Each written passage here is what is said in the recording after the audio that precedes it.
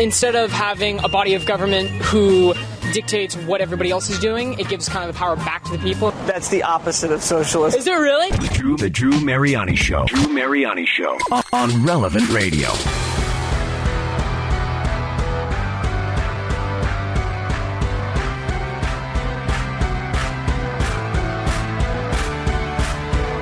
All right, welcome back. 26 before the top of the hour. The little clip was from Water's World. It was interesting because we live in a time right now where it seems that, I don't know, ideologies are shifting. I can't remember a time when socialism was ever in vogue. You know, a few years ago, if you were called a socialist in American politics, that was an insult. You did not want that shadow hanging over you. Yet there's a new survey out that finds that millennials have a far more favorable view of socialism than of capitalism. And, of course, we see that with Bernie Sanders. He's closing the gap on Hillary Clinton. You know, nationally, there was a huge chasm between the two of them. Now polls are beginning to shift, and he's got, I forget what the number was. It was like 80-some% approval rating amongst millennials. The presidential campaign is bringing out a discussion that we haven't had in our country, I think, for many years now. Because we thought this phenomenon was dead. It's a discussion about socialism. And again, Sanders, I think he's giving Hillary Clinton some pause. He is a self-proclaimed socialist. He doesn't try to water it down. He's not ashamed of it. In fact, he's very clear, and you'll hear this in his debates and what he says about his position. But I don't think a lot of people understand that term. There's a lot of isms. There's communism, capitalism, socialism. When they hear Bernie Sanders talk about free college, he talks about free health care. Who doesn't like free, right? Who doesn't want free college or free health care? But then the question comes, nobody's thinking about this. Where does all the money come from that pays for this free stuff? Then they get stymied. You know, a lot of people think, well, come on. It's just a tax for the rich. You got more than enough money, right? Let the top 1% pay for it. You know, when Credit Suisse recently came out with a report saying that the richest 1% of the world population holds half of the world's wealth, you might think, well, maybe there's something to this, right?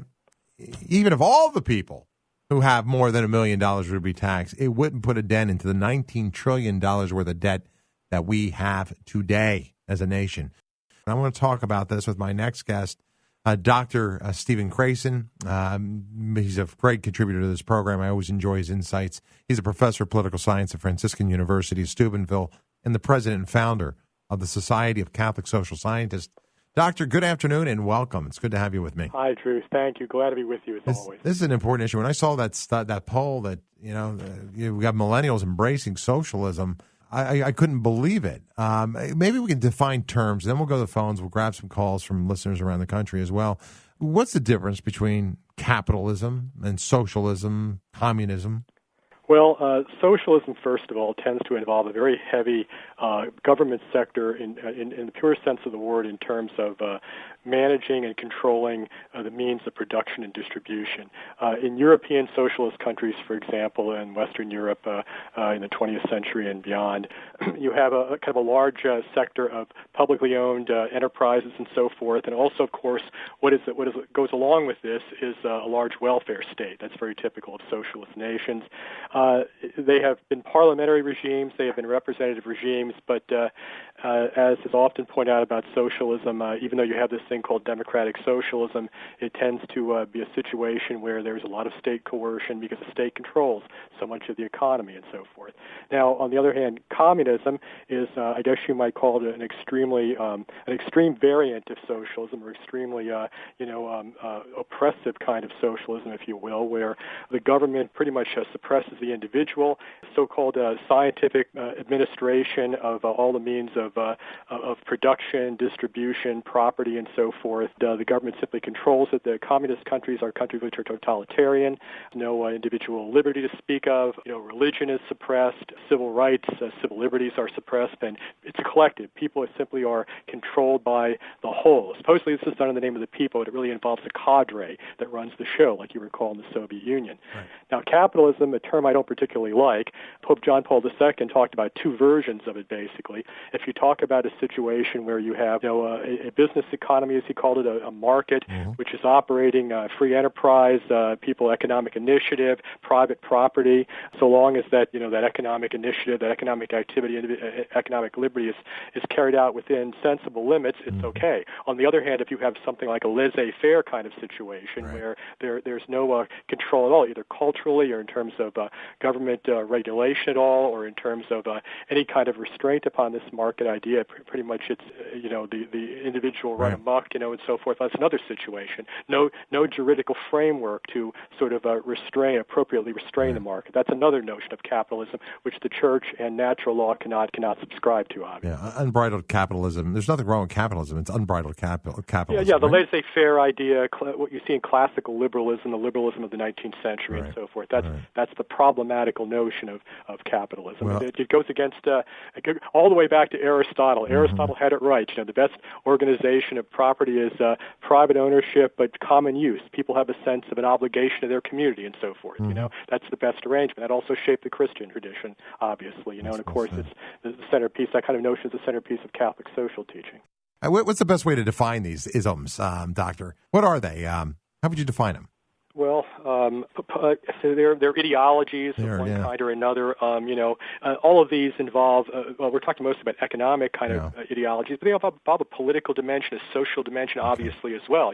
Communist states, for example, as I said, a collective. People are just controlled by a political cadre at the top and so forth, the Communist Party, and the Communist Party top honchos, essentially. And they were made to sort of carry on according to the direction of these people at the top, supposedly for the good of the whole, but really what communism did was to suppress both the common good in the true sense of the word and to suppress the individual, as I said. How true that is. All right, let's go to the phones. We have calls from all over the country. We'll take our first one up, which is Anonymous in Illinois.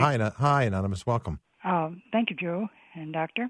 I think that the reason that the millennials are going for this stuff, the socialist stuff, is because were never covered on free enterprise. I'm not talking about the laissez-faire stuff, but the regular free enterprise stuff. They were never covered on that, in school. And they, because I went to a Catholic school, elementary and high school, and both of those, we were covered on that. We mean covered. You were educated on it? You were taught what it was? Okay. Yes. All right, good. So, Doctor, is there and that's an interesting perspective, this next generation not being educated on the perils of these types of political and these political systems. For example, on the surface, socialism sounds good. Free college sounds good. Free health care sounds good. What's not to like with it? But, socialism is something that's been tried in a lot of places historically. It has never succeeded. It has been condemned, hasn't it, by the church many times. I think Pius IX said that no one can be a true socialist and a faithful Catholic at the same time. So is this not being taught? Well, I think that's right. Education in most places and most institutions is woeful today, and it's not a new story. In grossly inadequate intellectual formation, but also kind of a lack of moral formation. That's always part of education too, and that isn't even starting earlier in many cases. You have young people out there saying they're grabbing for the idea of free education for themselves and so forth. There's some deficiency in their moral formation. You don't get what you deserve and so forth. You can't just have things handed to you. One of the things of the church, the different encyclicals have, when they've talked about socialism, have faulted this ideology about is that it destroys the notion of human initiative, and the sense that you don't have to do anything basically or do very much to get the things that you want. I think that's an important part of the problem. Another issue here, frankly, is it's how many years now since the end of the Cold War, and at least through most of the Cold War, people were thinking about these kind of questions. They were more in the kind of public discussion, the public discourse, and people have they lose the historical sense pretty quickly. The whole reality of communism is lost on the young people, the millennials of today, and history is a very important thing to be able to understand. And of course, sometimes the history, as it's presented in much of education today, is itself very faulty and very much ideologically charged in many cases. It is. All right, let's go back to the phones. We'll go to Eau Claire, Wisconsin. Jim, good afternoon. Good afternoon. As we see socialism collapsing in various countries and just massive social problems, and then we see our country trying to get more involved with it, why did Europe get enamored with it when they had the Iron Curtain right nearby?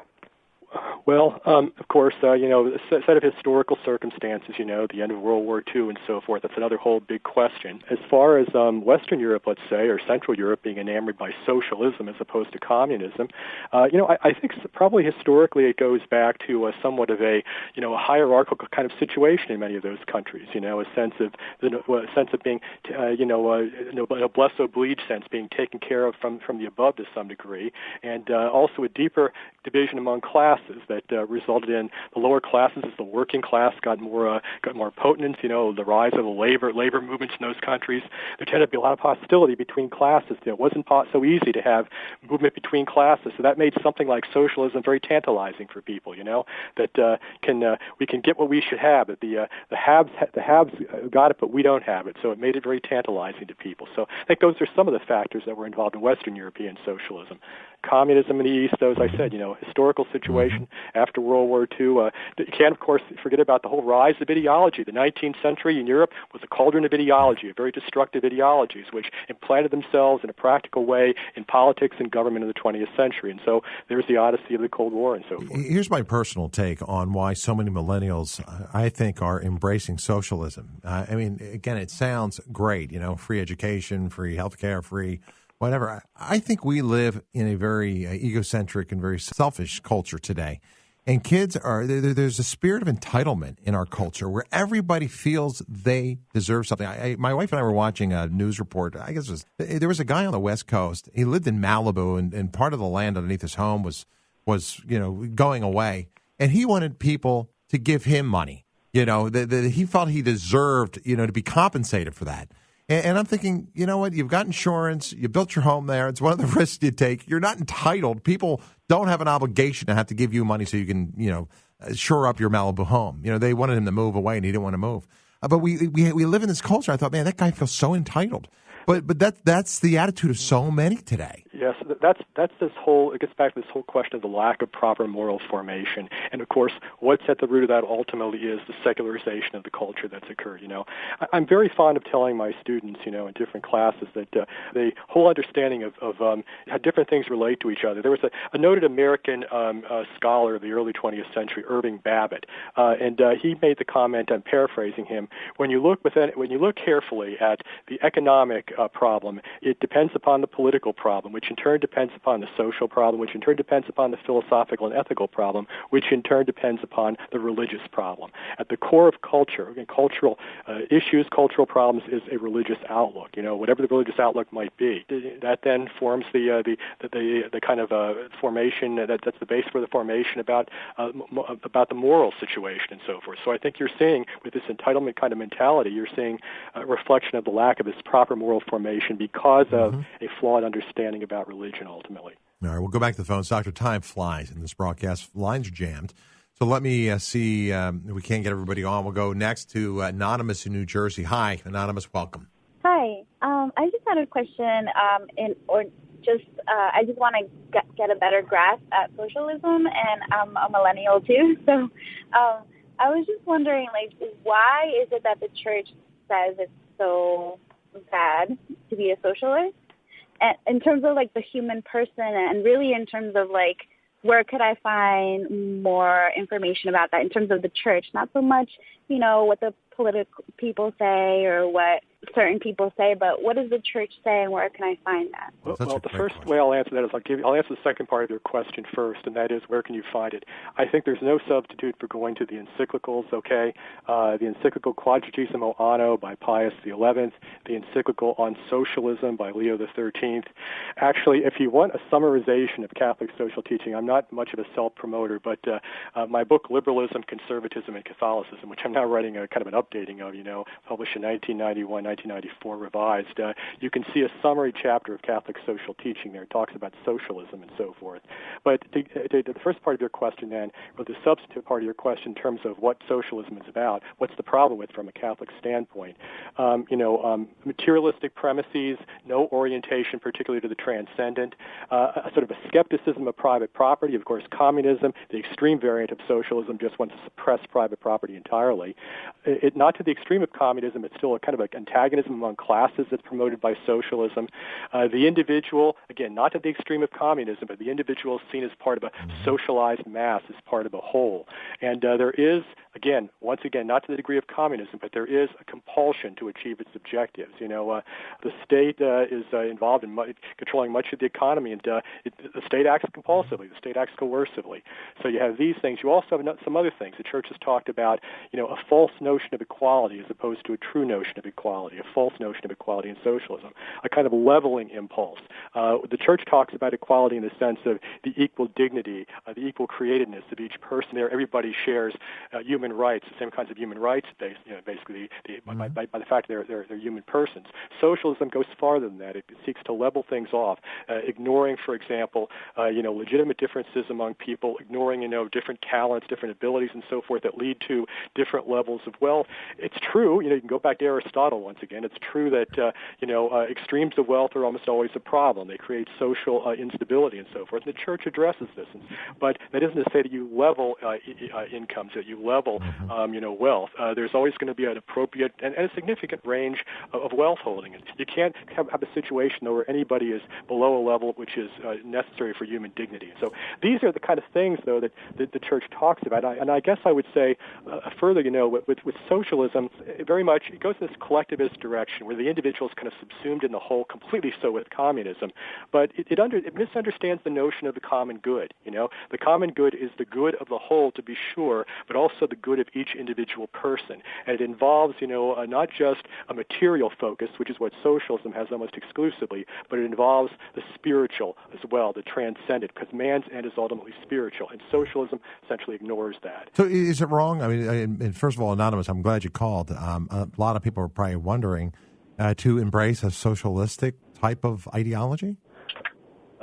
Is your question? Yeah, that's for you, because a lot of people are saying, she's a millennial, and she probably was. But do you like Bernie Sanders, Anonymous? No, I love the church very much, and I know that it's wrong. I'll just believe the church, even though I don't understand it fully.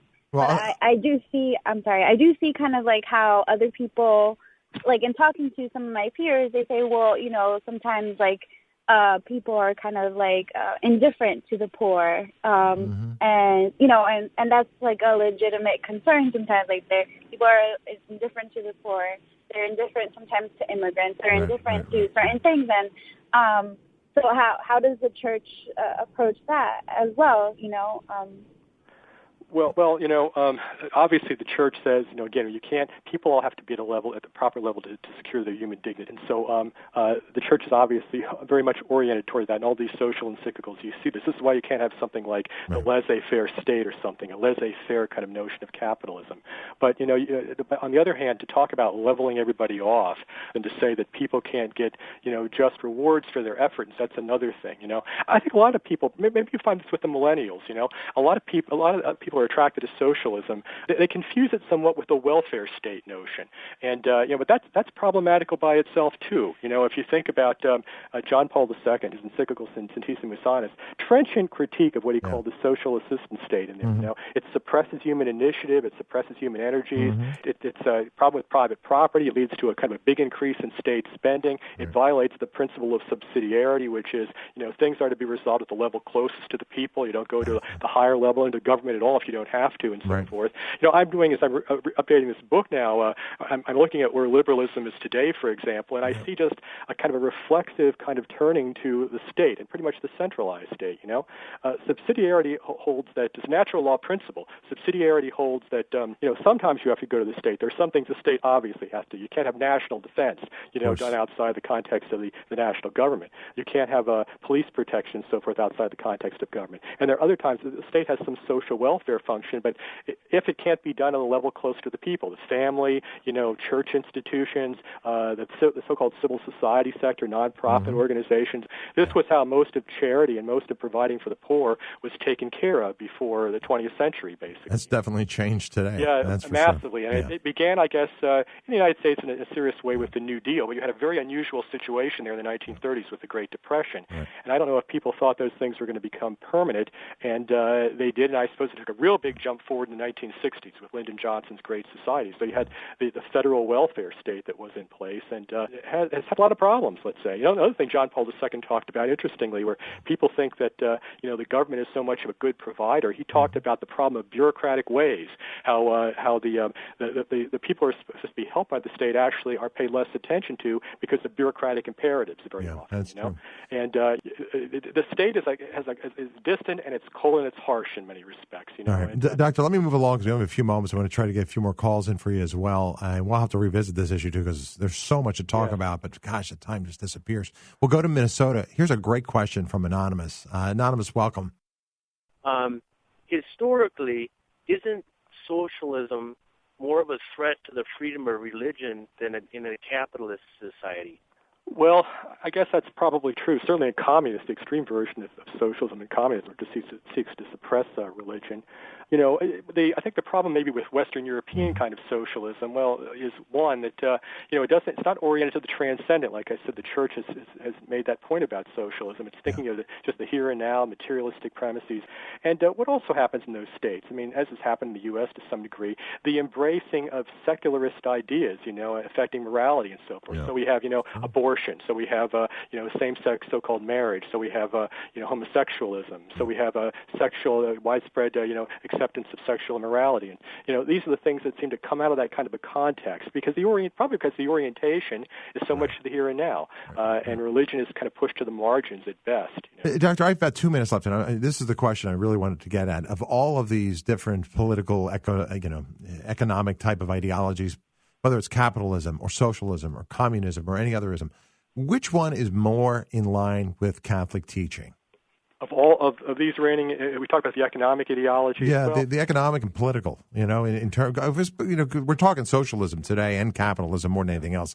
Communism, I wouldn't throw in the mix right now, but of those two, which is more in line with our Catholic faith? Well, capitalism, rightly understood, again, the way that John Paul II talked about it being, if you mean this, it's a good thing. If you mean this, laissez-faire, in other words, it's a problem. The one I think of a couple of these, though, if you look at them in comparison, they have their own problems and their own injustices they cause. One of the big problems with socialism is that the state becomes quite coercive. Fundamentally, it's coercive, Of course, with communism to an extreme degree. And so in some respects, it's a little more dangerous, I'd say, maybe even than laissez-faire. But laissez-faire does other things. It deprives people of human dignity in other ways, not really concerned about the situation of the poor and so forth, not giving people the chance to advance themselves so readily, or the dangers of the accumulation of wealth, the excessive accumulation of wealth, and disregarding, the other people. So they've each got their own injustices. I look at the 20th century, though, and it seems to me that the whole picture of the 20th century was probably worse than the 19th century, and with all the drawbacks of the 19th century and some of those relative. Well, Doctor, let's do this. Let's get you back so we can talk more about it. What a great topic, and I appreciate your time as always. And thank you for being here once again. Dr. Stephen Krason, folks. I'm Drew Mariani, out of time for the day. Until our paths again cross, I'll be praying for you. Please pray for me. Until then, remember, God loves you. Good night.